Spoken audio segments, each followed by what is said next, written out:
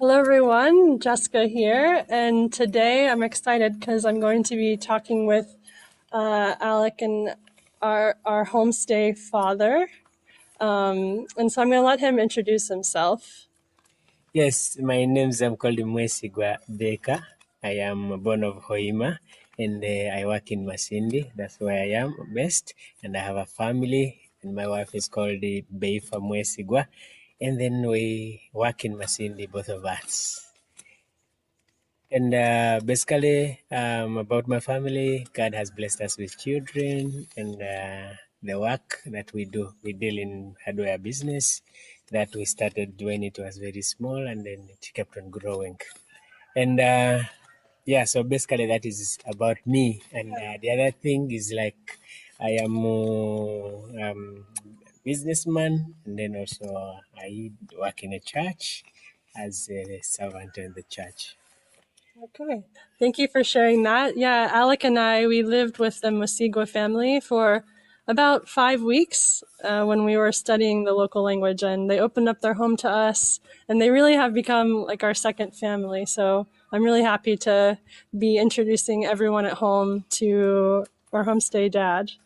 So, Aboli, which is his pet name, Aboli, do you mind talking to us a little bit about where you came from and how you got to where you are today? Yeah, I think I'll be very happy to talk about where I came from. Basically, because I came from humble background, and at the age of 9, my dad died, and then when we were in Hoima, and then I started doing some things at the lake shores of Lake Albert, and then from there, like I kept on doing number of things and working for people as young as I was.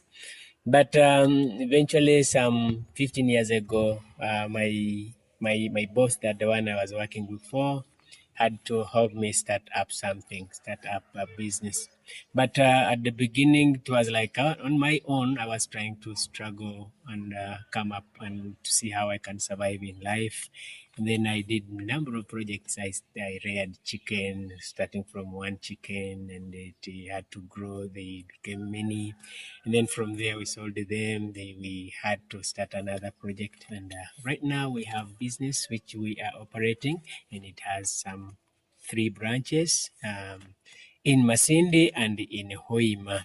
Today as we talk, and we are believing it is going to grow, and we have our motto. Our motto is we are growing to serve and we are serving to grow.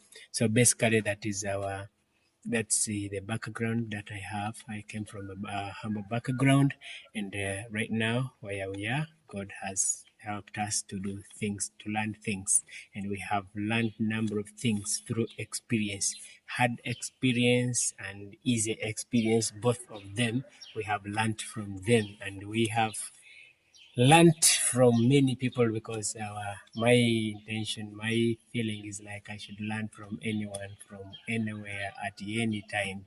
So I have stayed positive in my life that I receive whatever advice that comes in, and I have seen it working for me, and it has helped me to make me what I am and to reach where I am. Yeah. And we can say that that Baker is, we can tell he's very highly respected in the community. And when we moved to Masindi to learn the language, he was able to introduce us to everyone in town. Everyone knows him and really, really respects him and his family. So I loved his story. So I wanted to make sure he shared it. So thank you for sharing about your background and your story, how you got to where you are. Now, can you tell everyone like what you like to do for fun? Yeah, number of years I have stayed. I used not to have anything in my life to as fun, but of recent I've adapted it to swimming. I like swimming, and then I like making friends many as possible. Because in this world, I have discovered the meaning of life is you need to have friend and be happy, and that is all.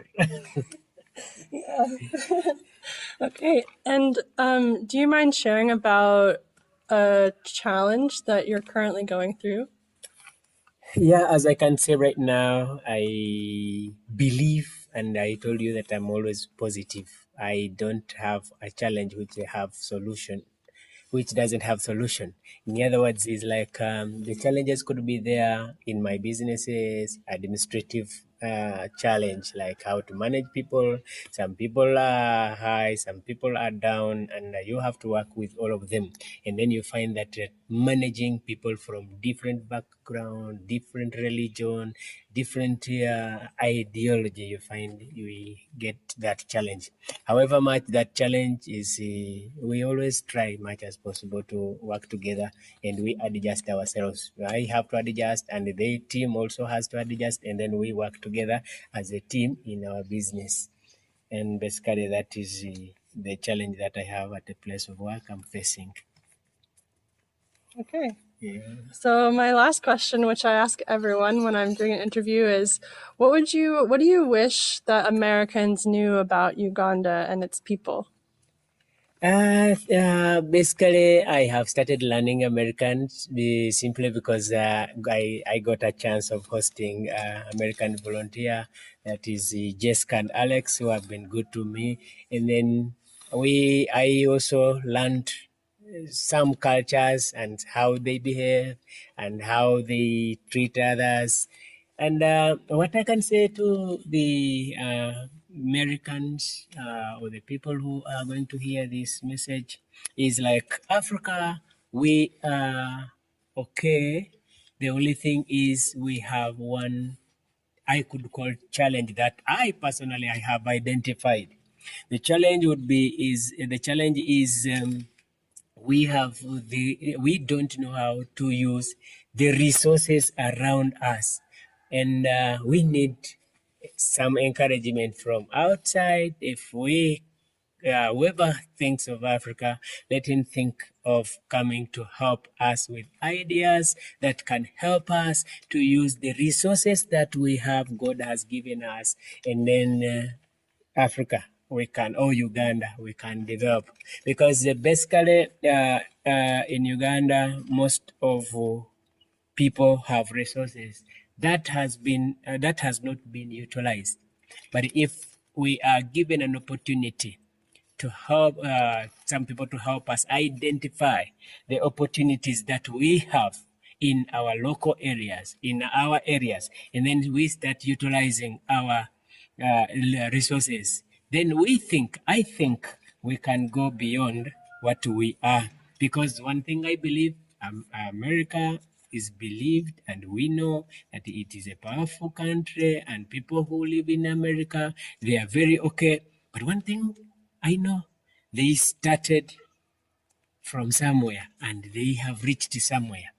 So if we can have genuine brothers from America and they are ready to invest in us, ideas to help us identify what we have and use it well, then we believe Uganda, we shall go on another level.